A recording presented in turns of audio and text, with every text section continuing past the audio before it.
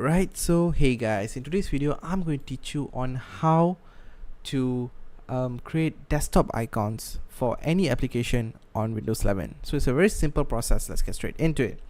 So I'm going to open my start menu right here. So if I'm just going to create a shortcut for my Word, so I'm going to search Word and then I'm going to right click here and click on open file location. Okay, so once it opens the file location, you can right click on the Word, okay, and then you're going to go into show more options, and there's an option says send to, and go into desktop to create the shortcut. So click on desktop and bam, you have a Word icon on your desktop. So if you want to do the same thing for PowerPoint, right click, show more options, send to, and desktop shortcut.